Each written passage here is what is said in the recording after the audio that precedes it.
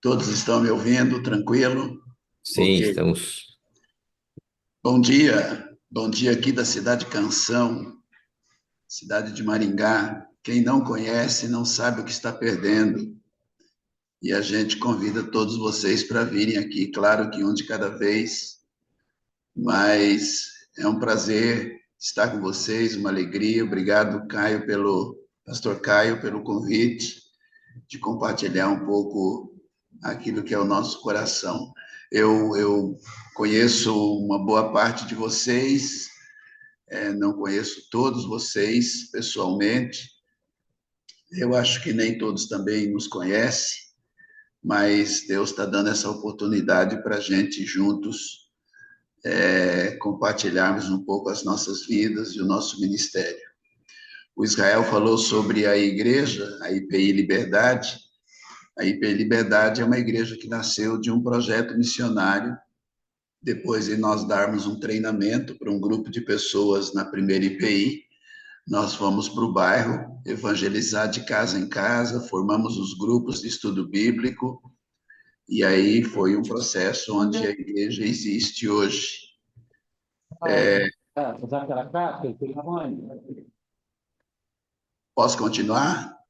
O Benício vai, quando acontecer, tá com o administrador, né, Benício? Ok. Continuo? Continuo, Benício? Então, e a IPI Liberdade é uma igreja que vai completar 27 anos, é uma igreja que já está fazendo a sua 22ª conferência missionária.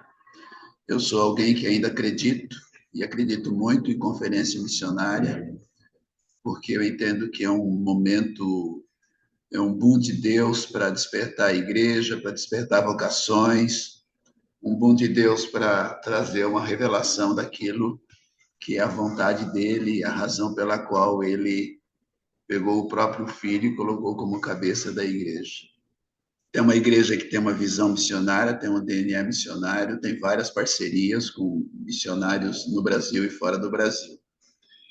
Então, um grande abraço a vocês, um abraço da IPI Liberdade, um abraço da minha família, e eu estou muito feliz aqui de estar com vocês.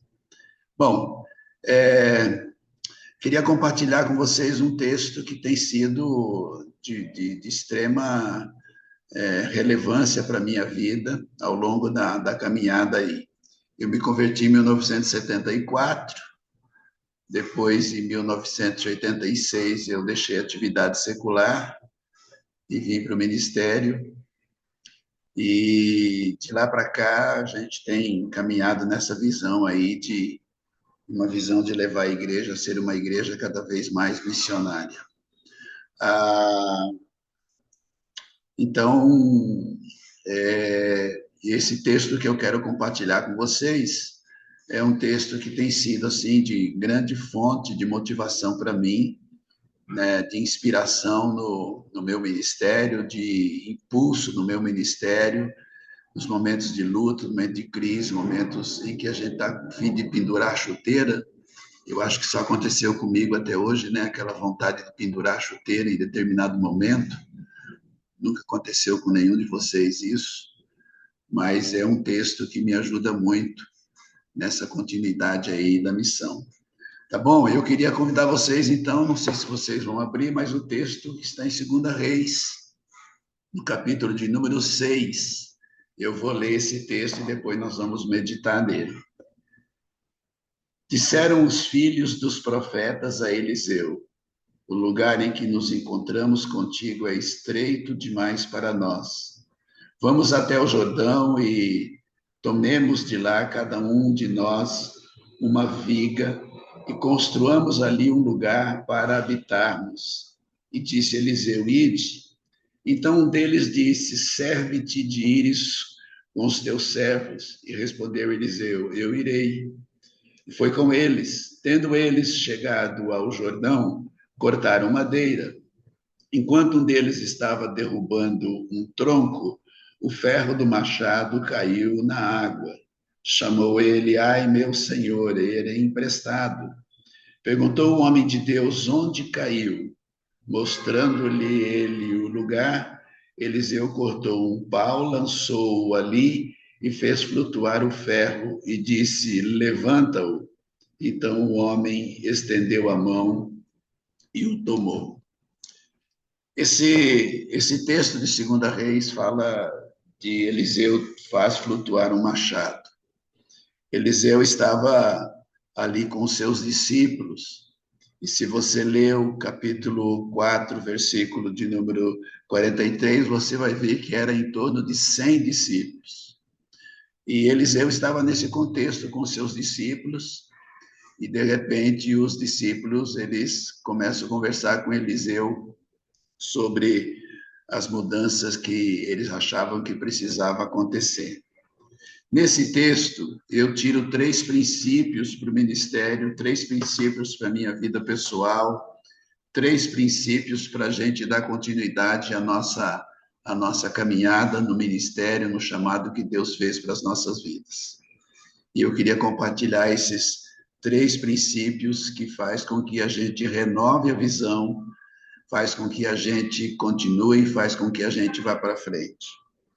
O primeiro princípio que eu quero deixar para o coração de vocês e para o nosso coração é o princípio da visão.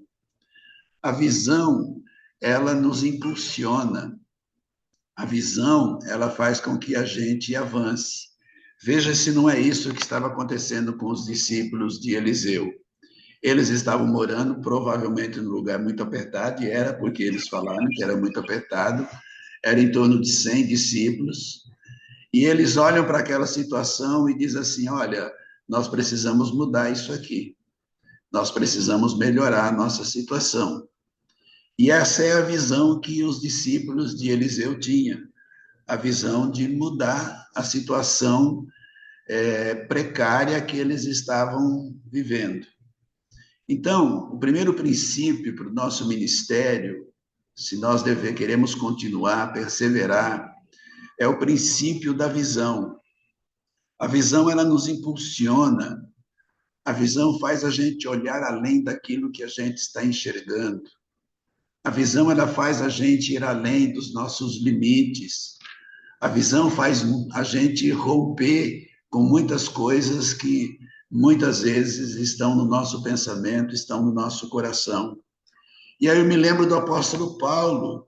O apóstolo Paulo, lá em Filipenses, no capítulo 3, no verso de número 13, ele diz, depois de ele falar determinadas coisas, ele vai dizer, esquecendo-me das coisas que para trás ficam, eu prossigo para o alvo, para a soberana vocação em Cristo Jesus. Paulo nos ensina que as coisas que ficaram no passado, as coisas que estavam prejudicando a vida dele, a caminhada dele, ele não se deixava levar por aquilo lá. Mas ele olhava para frente, prossigo para o alvo. Ele tinha um alvo, ele tinha uma visão, ele tinha uma meta. E ele queria continuar fazendo aquilo que Deus o tinha chamado para fazer. Então, a visão, quando a gente tem a visão daquilo que Deus quer de nós, ela nos impulsiona, ela faz a gente perseverar, ela faz a gente continuar. Mas a visão também, ela nos faz ir sem saber aonde vai dar. Nem sempre Deus revela aquilo que Ele vai fazer com as nossas vidas. Nós podemos olhar para isso, para a vida de Abraão. Ele chama Abraão, ele diz assim, sai da tua terra e da tua parentela e vai para uma terra que eu te mostrarei. Então, a visão, nem sempre Deus nos faz saber aonde Ele quer nos levar, mas a visão, aquilo que está no nosso coração, nos impulsiona, nos faz ir além de saber o que é que vai dar, o que é que vai acontecer. Simplesmente nós temos a visão e nós vamos em frente, mesmo sem saber, muitas vezes, aquilo que vai acontecer. O próprio apóstolo Paulo, ele diz, eu vou para Jerusalém, e eu não sei o que vai acontecer comigo lá. Ou seja, o apóstolo Paulo estava dizendo, eu tenho a visão de ir para Jerusalém, Deus está me mandando para Jerusalém, e eu não sei aquilo que me espera. Quando eu deixei a minha atividade secular em 1986, vim trabalhar com a Cruzada Estudantil, Eu tinha a visão era que eu tinha que deixar minha atividade profissional, eu era um pequeno empresário, eu tinha que deixar minha atividade profissional e que tinha que dedicar minha vida completamente para que o Senhor usasse a minha vida. Eu tinha a visão disso, mas eu não sabia como que isso ia acontecer. E nós fomos perseverando e Deus foi trazendo todas as revelações ao longo da caminhada que nós somos. Em 2006, quando eu criei o Instituto Pacto, eu tinha a visão no meu coração de que Deus queria usar a minha vida e a experiência que a gente tinha tido na primeira IPI, de plantar um projeto missionário relevante, que Deus queria que nós dedicássemos o nosso tempo e a nossa experiência para ajudar outras igrejas a se tornarem igrejas missionárias no princípio de Atos 1:8. Nós sabíamos que era isso, agora como ia acontecer, como as coisas aconteceriam, como as coisas iriam acontecer, nós não sabíamos. Então a visão, ela nos faz ir sem saber onde vai dar. E essa é uma coisa que eu queria deixar no coração de vocês. Vocês têm a visão, cada um de vocês no ministério, do chamado que Deus tem feito para cada um de vocês. Às vezes nós não temos clareza de onde Deus vai nos levar, mas nós temos o impulso do Espírito Santo de que nós precisamos continuar. Então a visão, ela nos faz ir, ainda que a gente não saiba aonde as coisas vão se dar e as coisas vão caminhar. Mas a visão também nos faz prosseguir, mesmo sabendo aonde as coisas vão acontecer. A visão nos faz prosseguir, mesmo sabendo aonde nós vamos chegar. E é isso que a gente vê em Josué, no capítulo 1, no verso 1, quando Deus fala para Josué: meu servo Moisés é morto, pega este povo, atravessa o Jordão e leva para a terra prometida. Ou seja, Deus estava dando uma visão para Josué e estava dizendo para ele o que ia acontecer.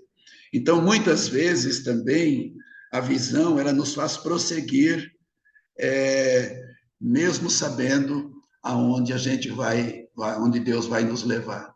E eu creio que muitos de vocês, no ministério de vocês, vocês têm essas duas realidades. Uma, Deus chamou, vocês foram, sem saber direito as coisas que iam acontecer, mas também Deus os chamou e deu a visão e sabe aquilo que Ele quer de cada um de nós, cada um de vocês. Mas a visão, se ela nos impulsiona, se a visão nos faz ir sem saber aonde vai dar, se a visão nos faz prosseguir, mesmo sabendo o que vai acontecer, a verdade é que visão também nos impulsiona a pagar o preço. E aí nós nos lembramos de Neemias, quando ficou sabendo que Jerusalém tinha sido destruída. Ele pagou um alto preço, ele jejuou, ele orou, ele conversou com o rei, expôs-se ao rei, que era uma coisa perigosa, mas ele pagou o preço da visão que Deus tinha dado para ele de voltar para Jerusalém e restaurar a cidade de Jerusalém, os muros de Jerusalém. Então, o primeiro princípio que nos impulsiona no ministério que Deus coloca nas nossas mãos é a visão. Se você não tiver a visão, a gente para no primeiro obstáculo. Sem a visão, nós paramos na primeira dificuldade. Sem a visão, nós não vamos continuar. Sem a visão, nós não vamos perseverar.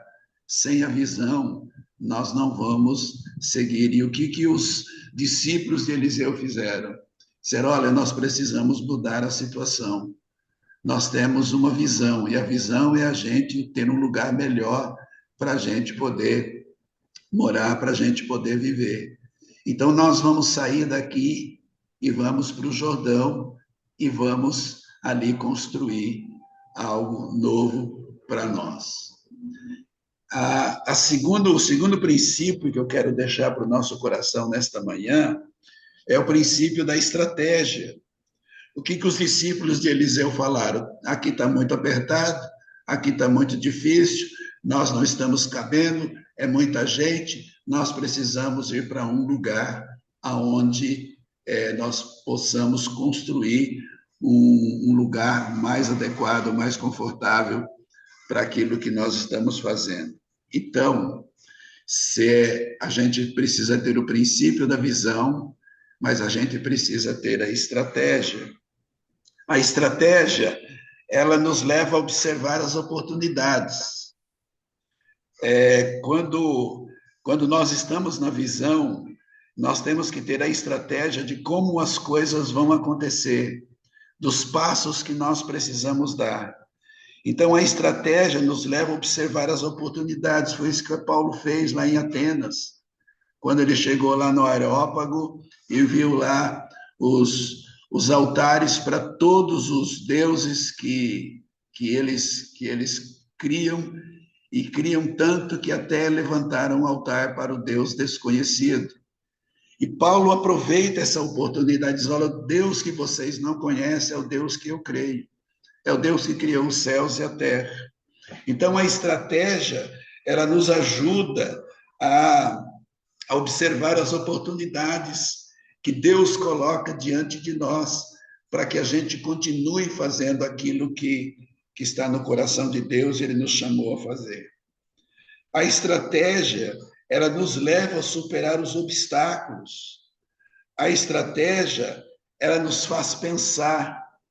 A estratégia faz a gente avaliar.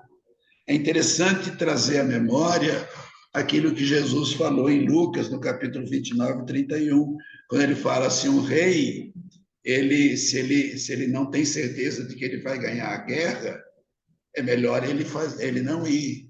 Se alguém começa a edificar uma casa, é melhor ele nem começar se ele não sabe se vai terminar. Ou seja, a estratégia faz a gente pensar. O que os discípulos de Eliseu fizeram? Eles disseram: bom, nós estamos morando mal, está ruim aqui, está muito complicado, nós precisamos sair, nós precisamos construir, vamos derrubar a árvore do Rio Jordão, vamos trabalhar madeira e vamos construir um lugar para nós ficarmos. É a estratégia. Eu tenho a visão, sair desse lugar para um lugar melhor. Como é que eu faço? Eu vou para um lugar bom. Você sair de uma caverna, que era, alguns historiadores dizem que é onde estava Eliseu com seus discípulos, e ir para a beira do Rio Jordão é uma grande mudança. Nós vamos para a beira do Rio Jordão, vamos derrubar a madeira, vamos trabalhar a madeira e vamos construir um lugar para nós ficarmos. Então, essa era a estratégia dos discípulos de Eliseu. E nós somos, no nosso ministério, no nosso chamado, no nosso campo missionário, nós precisamos também ser estrategistas. Nós precisamos olhar as oportunidades que Deus abre. E quando nós criamos o Instituto Pacto, Deus abriu diante de nós a possibilidade de levar outras igrejas a serem igrejas com uma visão missionária no princípio de Atos 1:8. E ao longo desses anos todos, nós já assessoramos mais de 25 igrejas. Igrejas que não tinham absolutamente nada de missões, hoje são igrejas que têm várias parcerias, muitas parcerias, os eventos missionários, movimento de oração, movimento financeiro, porque nós aproveitamos a visão que Deus nos deu. E qual que é a estratégia? A estratégia era conversar com o pastor, passar uma visão para ele e mostrar como que a igreja dele, independente do tamanho, independente do sistema doutrinário, independente da postura pastoral, ela poderia ser uma igreja que levasse o evangelho a todas as nações. Então, nós tínhamos a visão e a estratégia era sentar com os pastores e passar para eles esta visão. Então, a estratégia ela nos leva a observar as oportunidades, a estratégia nos leva a superar os obstáculos, e nessa caminhada de 17 anos, de dando assessoria às igrejas, nós tivemos que vencer muitos obstáculos. nós tivemos que vencer muitas contrariedades, nós tivemos que vencer muitas barreiras para que a visão missionária pudesse ser implementada no coração da igreja. A estratégia, nessa dimensão que eu estou colocando para vocês, ela nos fez pensar, avaliar, criar ferramentas, criar material para que a gente pudesse levar as igrejas a serem igrejas com uma visão missionária. Então, amados, não basta a gente ter a visão, não basta a gente ter estratégia, e aí vem o terceiro princípio que eu quero compartilhar com vocês. O terceiro princípio é o princípio da intervenção de Deus. Ali, a história de Eliseu é que um dos seus servos, um dos seus discípulos, estava derrubando uma árvore. E o machado escapou do cabo e caiu na água.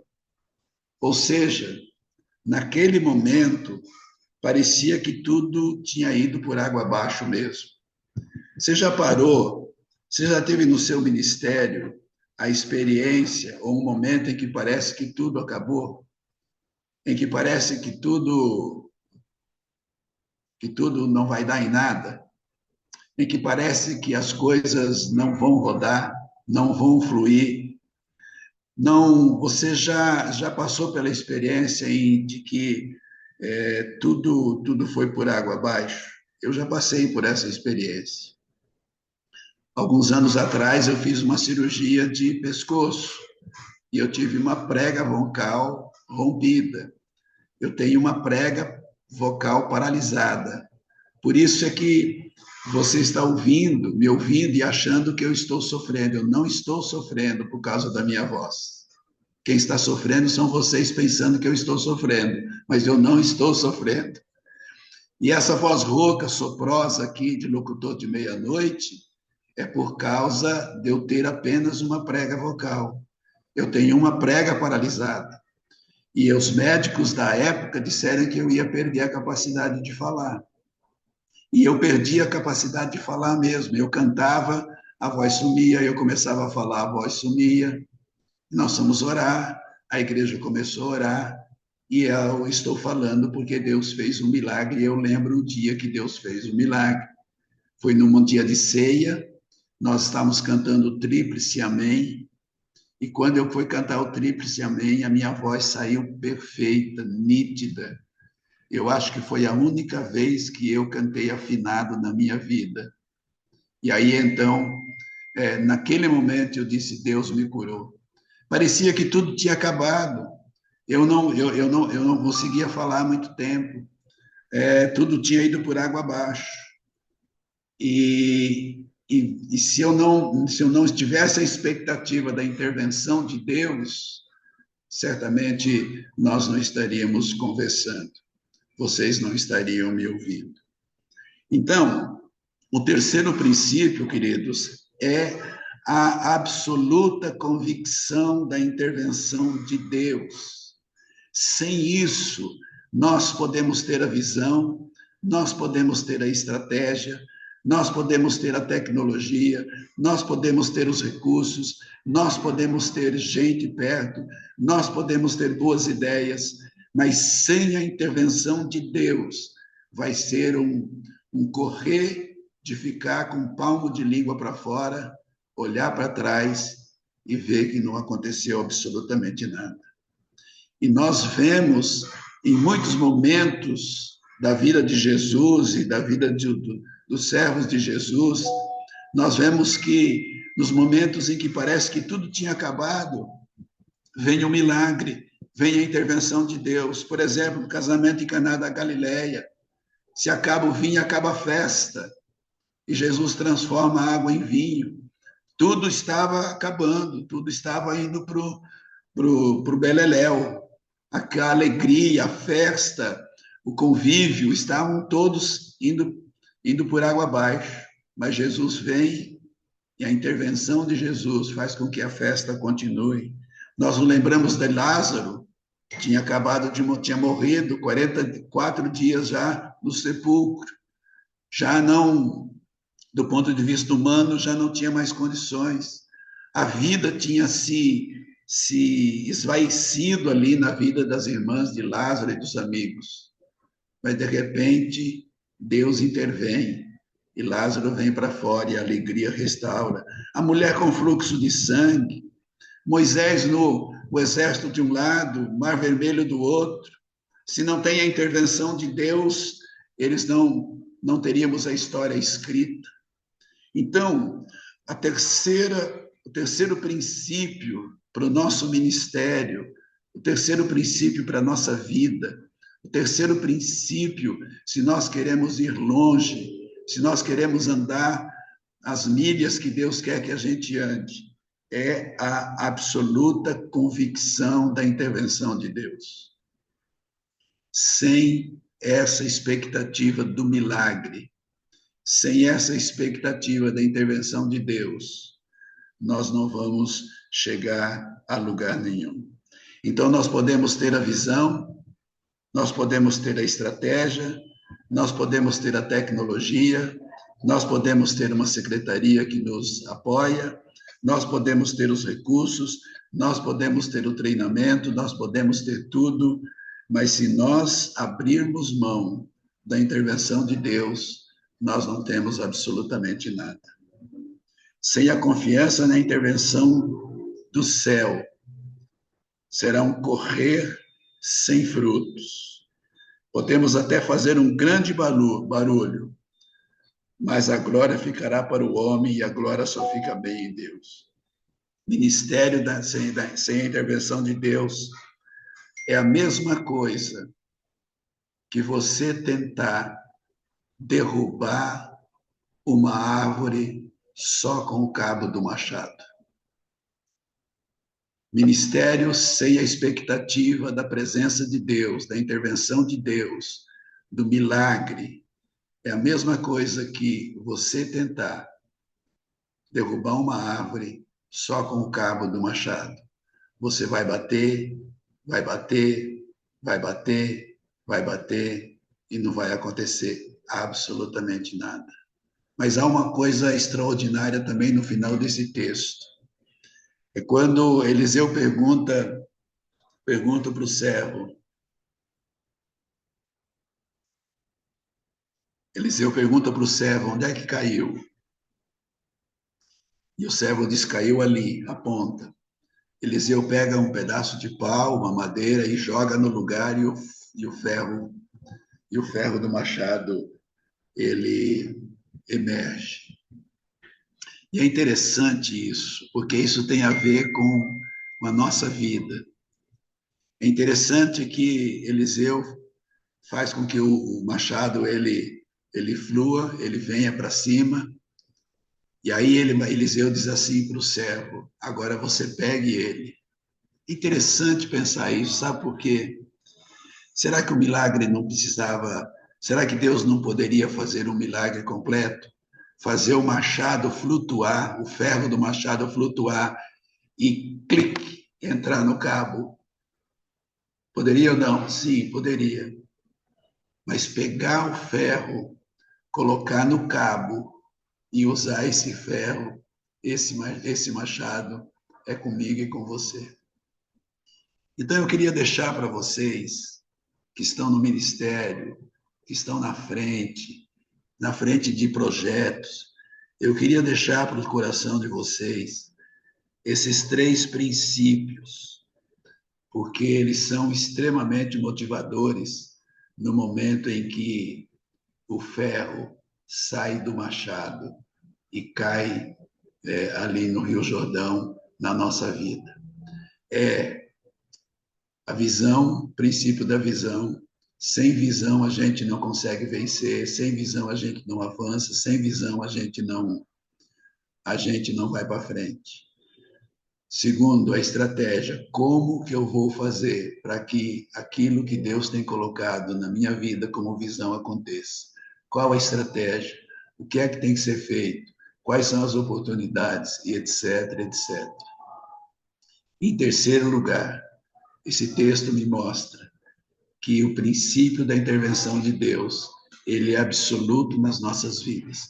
Sem este princípio, essa convicção, essa absoluta convicção de que, se não tiver a intervenção de Deus, não vai acontecer nada, faz com que a gente se volte para o Senhor, busque o Senhor e espere o milagre, espere a intervenção de Deus. Quem sabe você está aí no ministério, olhando para frente, fazendo o seu trabalho, mas o seu coração está dizendo: parece que não acontece, parece que não vai dar, vai dar. Deus vai fazer flutuar o machado, e você vai pegar este machado, e você vai continuar, e você vai ver o movimento de Deus, o mover de Deus na sua vida, no seu ministério, na sua família. Queridos, quero deixar isso aí de uma forma muito simples,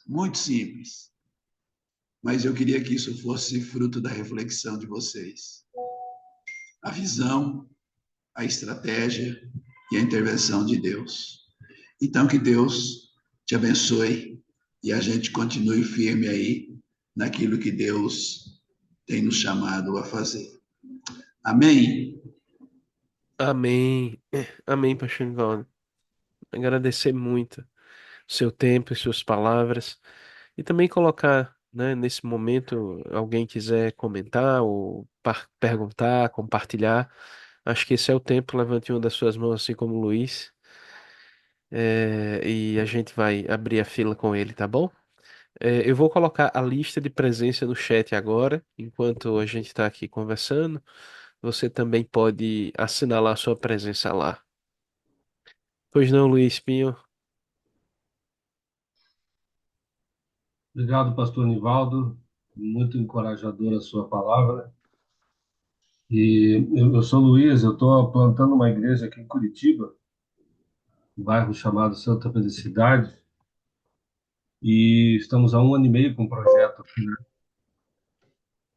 Mas ouvindo a sua fala, eu também imagino, com a sua experiência ministerial, que o senhor deve ter, com toda certeza,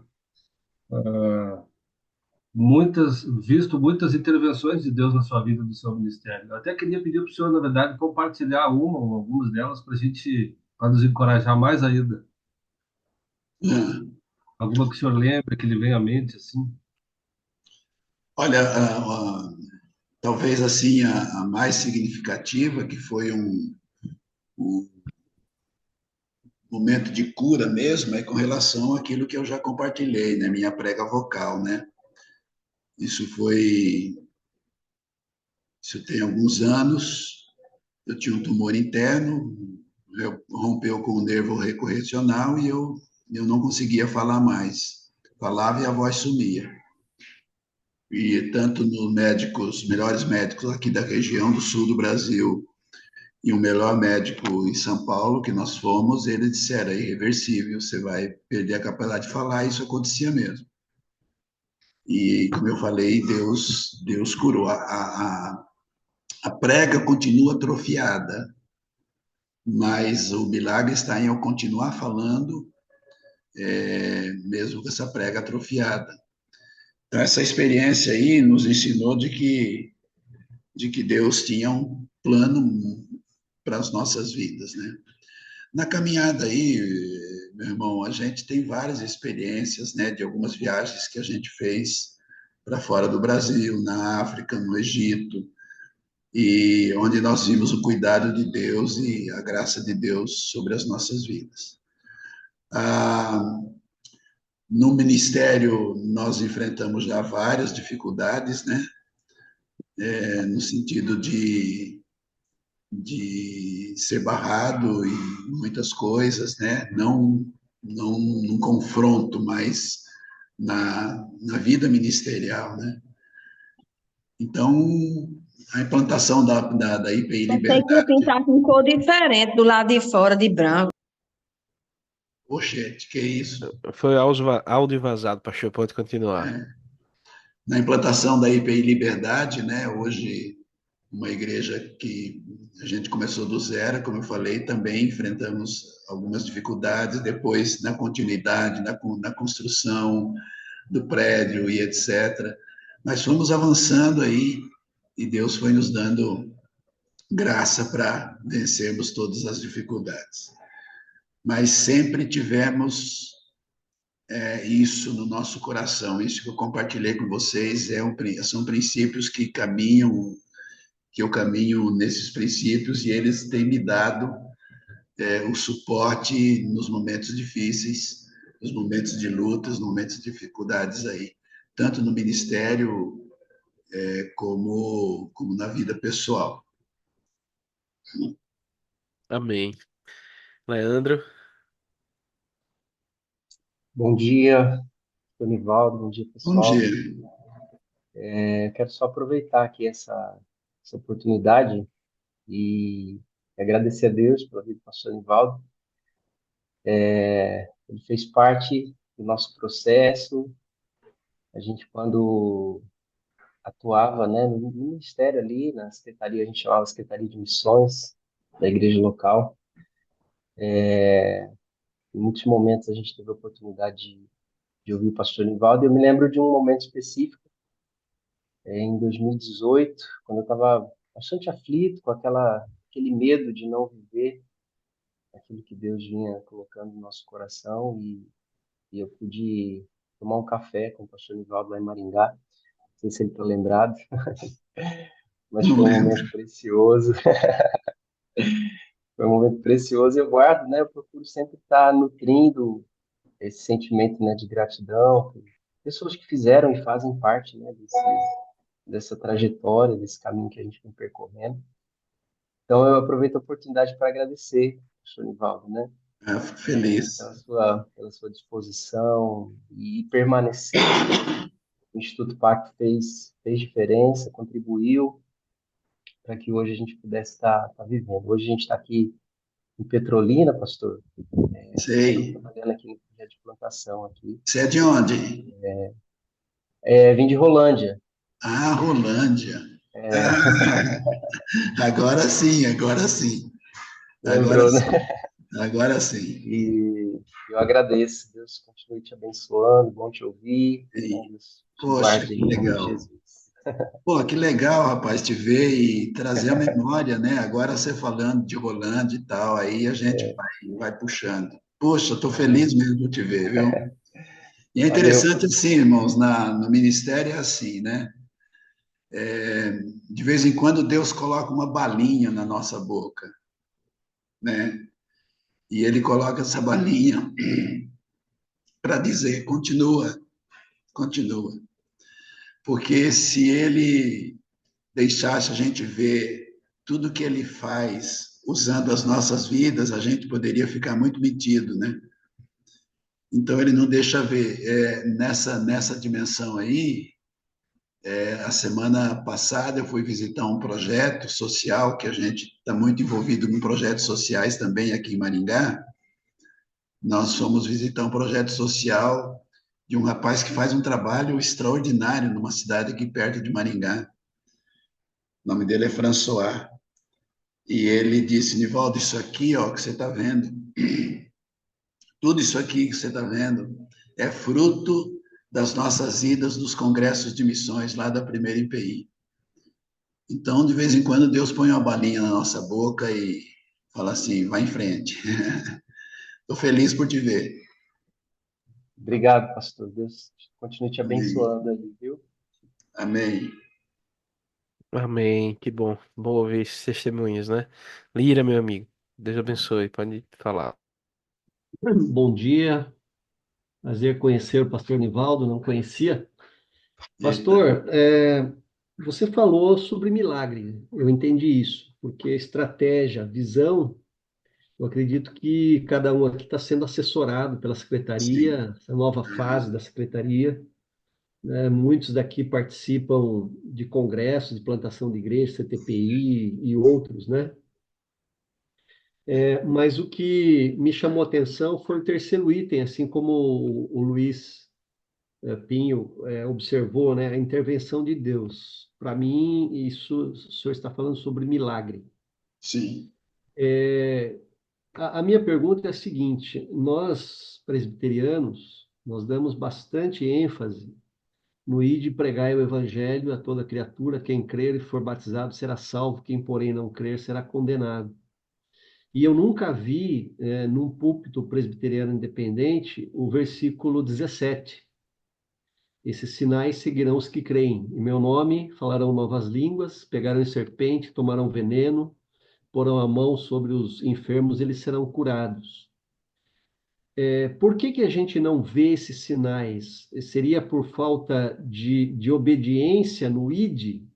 Porque nós estamos na segurança de quatro paredes, de uma estrutura, de uma treliça, de uma denominação, de um presbitério? Seria por falta de a gente ter se acomodado? Porque nós não podemos separar o ID dos sinais. É uma perícope só. Não dá para falar que a gente tem que pregar o evangelho, mas a gente não vai ver mais sinais. Não dá para fazer essa divisão no texto. Aham, O aham. que o senhor me diz sobre isso? Eu penso o seguinte, meu irmão, eu acho que a nossa teologia, ela, ela é fantástica por um lado, extraordinária por um lado, quando nós somos ensinados e cremos nessa verdade da soberania de Deus, etc, etc. Mas a nossa teologia ao longo da história não nos deu esse outro lado de acreditar nos milagres. Nós ficamos muito, é até difícil falar isso, nós ficamos muito na teoria, e a teoria é importante. Deus ele é soberano sobre todas as coisas, é o Espírito Santo quem revela, é o Espírito Santo quem convence. Nós ficamos muito na teoria e nos esquecemos muito dos sinais. Eu penso que nós precisamos voltar a essa questão dos sinais, né? E se você me perguntar para mim como fazer isso, eu não sei, né? Isso é um romper com muitas coisas que a gente vê e faz e ouve e pratica ao longo dos séculos aí, né? Dos anos aí. Mas eu acho que essa reflexão, essa preocupação sua, deve ser uma preocupação da igreja. E nós cremos nos sinais, nós cremos nos milagres, porque Ele é o mesmo ontem, hoje e eternamente. Nós temos tido, do ponto de vista dos sinais, nós temos tido algumas experiências em relação à libertação de pessoas de possessão demoníaca. Isso nós temos visto. Eu tenho um projeto social que a gente coordena aqui, de acolhimento de mulheres em situação de rua, e a gente enfrenta constantemente essa questão da possessão demoníaca. Então, nós temos visto isso. Temos visto alguns sinais de Deus curando mesmo, né? Algumas pessoas, não só da dependência química, mas algumas pessoas que estavam com problemas sérios de saúde e Deus fez um milagre e restaurou essas vidas. Mas isso é muito pouco, é pouco diante do que está à disposição nossa, né? Do poder de Deus, da autoridade que é no nome de Jesus. Parece que a gente não crê. Vamos ser transparentes aqui, né? Eu creio que Deus faz milagres, mas ela é da boca para fora, parece que não desce no coração. E a gente não tem a ousadia. Nós precisamos ser mais ousados.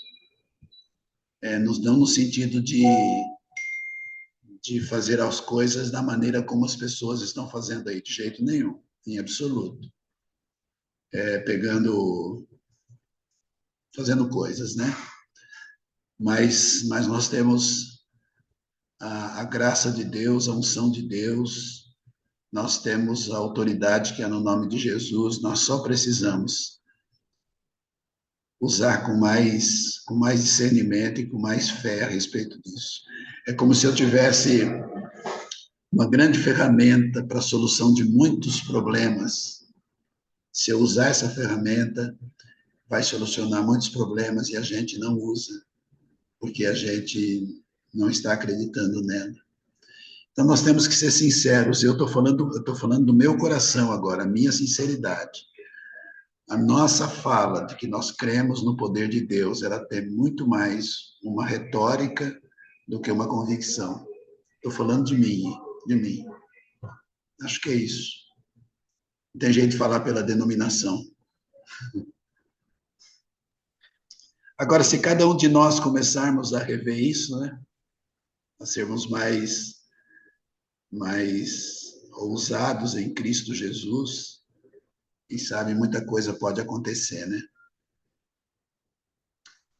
E a gente fica assim, né? Para terminar, a gente fica assim, não, o milagre é a salvação, é verdade. O milagre é a redenção, o milagre é as pessoas terem uma experiência de se verem pecadores e crer que Jesus pode perdoar os pecados. O milagre é esse, é verdade. Mas não é só isso. Bom, eu posso dizer que eu estou fazendo a minha parte. É Esse isso. livro aqui é do pastor Pezzini, que é assessor da secretaria, né? Ele escreveu esse livro, A Igreja de Cristo, Os Sinais do Reino. Deus desistiu de fazer milagres em nossos dias? Quero ler esse livro aí. Recomendo. Muito bom, muito bom. Maravilha. Pastor Nivaldo, aproveitando esse tempinho também, enquanto pessoal, lembra da lista de presença lá no chat, tá? Fala um pouquinho sobre o Instituto Pacto, não é isso? Pacto. É pacto com o quê, tá? Isso. P-A-Q-T-O. Ele é o acróstico de um conceito missiológico que eu tenho, que é prosseguir até que todos ouçam. O Instituto Pacto, ele nasceu por causa de uma constatação. Eu fui o líder de missões da primeira IPI por 18 anos. A primeira IPI ganhou se tornou uma referência como igreja local, né, em fazer missões no princípio de Atos 1:8. Quando nós deixamos a primeira IPI em 2006, tinha 48 parcerias de gente das mais diferentes denominações, em vários diferentes lugares. E o Instituto Pacto, ele nasceu da constatação de que a grande dificuldade na igreja local para cumprir missões no princípio de Atos 1:8 era o como fazer. Era o como. Então, indo aos CBMs, falar sobre igreja local e missões, indo ao encontro de pastores, falar sobre igreja local e missões, a pergunta no final era como eu faço isso, como eu faço isso, como eu faço isso. Então, essa constatação de que a dificuldade na igreja local, independente de seu tamanho, era o como fazer, foi que nos impulsionou a dedicarmos a nossa vida e a experiência que Deus nos deu na primeira IPI, enquanto na primeira IPI, para ajudar as igrejas a se tornarem igrejas missionárias. Então, nós temos hoje igrejas que, quando nós começamos, não tinha absolutamente nada de missões. Hoje é uma igreja com DNA missionário, apoiando 30, 35 parcerias, com várias coisas. Nós, nesses 17 anos, nós assessoramos 25 igrejas, e dessas 25, a grande maioria continua com o projeto de implementar missões, de trabalhar missões, de levar missões à igreja. O Instituto Pacto, então, ele tem como propósito essa assessoria à igreja local. Eu penso na igreja local, porque as ferramentas que Deus precisa para cumprir levar o evangelho às nações estão na igreja local. A oração, o dinheiro, as vocações, está dentro da igreja local. A outra frente do Instituto Pacto é a captação de recursos para projetos missionários e missionários. Hoje o Instituto ele tem uma relação de 40 e poucos missionários de pessoas que adotam esses missionários, adotam esses parceiros, fazem parceria e usam o Instituto para fazer o repasse dos recursos. São empresários, algumas igrejas, homens de negócios. Então, hoje nós temos uma frente que é a captação de recursos, a árdua tarefa de levantar recursos para missões. E Deus tem sido muito gracioso, muito bondoso. Nós temos tido empresários, homens de negócio, profissionais liberais, igrejas que têm investido em projetos específicos, pontuais, e alguns são parcerias de longo prazo. Nós fazemos uma gestão também, o Instituto Pacto, nós fazemos uma gestão de vários orfanatos em alguns lugares fora do Brasil. Mianmar, Índia, Indonésia, Ilha de Soga, Nepal. São orfanatos que tem à frente desses orfanatos brasileiros, gente brasileira que a gente conhece, confia. Então, nós fazemos o seguinte, nós apresentamos essas crianças às pessoas que adotam essas crianças e nós fazemos todo o processo de receber o dinheiro e de enviar o dinheiro para esses orfanatos. Vale a pena falar que a gente não fica com um centavo desse dinheiro. As agências missionárias normalmente ficam com 10% para manter a sua estrutura. Não, nós não ficamos com um centavo. Se é para mandar $100 para aquele missionário, às vezes nós ficamos com o custo disso, né? A provisão do Instituto, ele vem de outra forma. Algumas igrejas que a gente assessora e decide, eu também não cobro para dar assessoria, e decide fazer uma oferta para o Instituto e a gente mantém o Instituto. Então, eu estou na minha sala, né? Agora, não sei se dá para mostrar para vocês, estou na minha sala, tem uma secretária, etc, etc. Aqueles quadros que vocês estão vendo é tudo minha esposa que pintou. E a minha vida pessoal também. A minha vida pessoal, eu tenho parceiros, não tiro um centavo do Instituto para a minha vida pessoal. A gente vive a semelhança dos missionários. Nossa provisão vem de ofertas de pessoas e algumas igrejas que acreditam no nosso chamado, no nosso ministério e nos dão o suporte necessário para a gente dedicar tempo integral. Então, o Instituto Pacto, e a gente tem agora em Maringá também uma frente social de acolhimento de mulheres em situação de rua. Pouquinho. Isso. Vinícius, Muito bom. Pois não, Vinícius, deixa eu só falar aqui, deixar uma ressalva. Fala, meu filho! Olha o que você vai falar, hein? O pastor Nivaldo, eu sei, resumindo aí o que ele falou, ele é um pastor missionário, né? Mas eu sei que aqui tem muitos representantes pastores de igreja e eu quero deixar aqui meio que uma propaganda aí, sei que não é enganosa, mas se vocês estiverem precisando desse suporte, desse auxílio dentro da igreja de vocês para fazer esse DNA dentro da igreja de vocês, essa assessoria, convide esse homem aí. Vocês não vão perder nada, viu? Só para deixar claro aqui. Abraço. Maravilha. Eu sossego, não perder o sossego. Tem isso, né, pastor? Lucas? Eu gostaria, né, só de endossar e que lindo, né, ver assim esse envolvimento com as missões transculturais. E eu estive no Brasil um tempo atrás, cheguei a visitar 36 igrejas, na sua maioria IPI, e é incrível ver a diferença, né, assim, da vida que existe naquelas igrejas que estão envolvidas com os confins da terra. Né? Porque muitas igrejas acabam pensando, nós somos pequenos, nós somos, sabe assim, a gente ainda estamos começando, nós somos uma revitalização de uma igreja. E, pastores, né, assim, com toda a humildade, na revitalização, a injeção que a igreja precisa é também se envolver com os confins da terra. Né? Porque quando nós falamos assim, não, nesse momento é só o momento de envolver com Jerusalém, né? Então nós estaremos sendo desobedientes a 75% do chamado Jesus, né? Jerusalém, Judéia, Samaria, os confins da terra. E a gente ficar só com Jerusalém, né? É claro que a quantia, né? Nós temos igrejas, uma IPI em Pão de Açúcar, eles nos ajudam aqui na Turquia com R$ 15 por mês. Então eles sentem orgulho, prazer. Uau, olha só, esse é o nosso missionário lá na Turquia, ó, R$ 15 por mês. É incrível, né? Eu falo assim de vivência prática, de passar por mais de 30 IPIs e ver a vida que existe naquelas IPIs envolvida também, não só com a Jerusalém. É claro que a maioria dos recursos vai ficar em Jerusalém e vai estar ali no desenvolvimento da Jerusalém, mas quando a igreja entende, né, assim, essa ordem bíblica de Jesus, ele fala, não, não é só com Jerusalém, né? Porque o tanto, né, assim, não é o primeiro em Jerusalém, depois se preocupar com os confins da terra. E só, né, assim, acrescentando, né, endossando o quanto que tem sido bonito ver isso.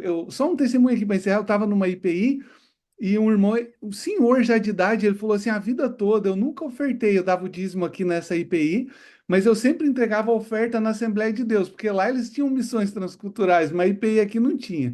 Aí depois que a igreja adotou você e outros missionários, eu comecei a ofertar aqui na igreja. E eu fiquei pensando, né, talvez existe outras pessoas em outras IPIs travaram, né, não liberam oferta, porque querem ver, né, a oferta missionária chegar, né, assim, em um campo distante, né, que não seja ali na Jerusalém, e esse testemunho desse irmão me marcou. Então era isso aí, um pouquinho Duas só do que. coisinhas aí na sua fala. Primeiro, que na nossa caminhada aí de 30 e desde 1900, eu me converti em 1974 a Jesus como Senhor e Salvador. Depois eu tive a segunda conversão, que foi a conversão à causa de Jesus em 1990. E eu acho que isso que está faltando para muitos pastores, essa segunda conversão à causa de Jesus. Missões liberta a igreja, meu irmão. Missões faz a igreja olhar para o reino. Todos os departamentos, são pastores aí, todos os departamentos da igreja local, estou falando de igreja local, eles são necessários. Infantil, adolescente, jovem, coro, louvor, todos são necessários e importantes. Mas nenhum ministério dentro da igreja vai de encontro mais àquilo que Deus pediu à igreja do que missões. Que o que Deus pediu para a igreja? Vocês vão e preguem o evangelho. Jerusalém, Judéia, Samaria e confins da terra. Não existe, aos olhos de Deus, não existe igreja pequena, estatisticamente falando. Aos olhos de Deus, existem igrejas mais comprometidas com a tarefa de levar o evangelho às nações e com igrejas que não levam o evangelho às nações. Tem igreja mais comprometida e menos. Uma igreja, estatisticamente falando, menor, pequena, pode ser muito mais comprometida com a visão de Deus do que uma igreja estatisticamente grande. Muito mais. Então, eu tenho visto igrejas, estatisticamente falando, pequenas, muito envolvidas com o chamado de levar o evangelho, atravessando a rua e, ao mesmo tempo, chegando aos confins da terra.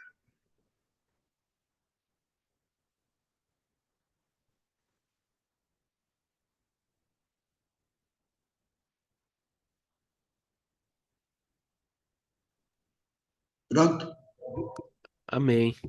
Pronto, Benício. Pronto, Pastor Nivaldo, muito obrigado. Obrigado a todos vocês, Reverendo Caio.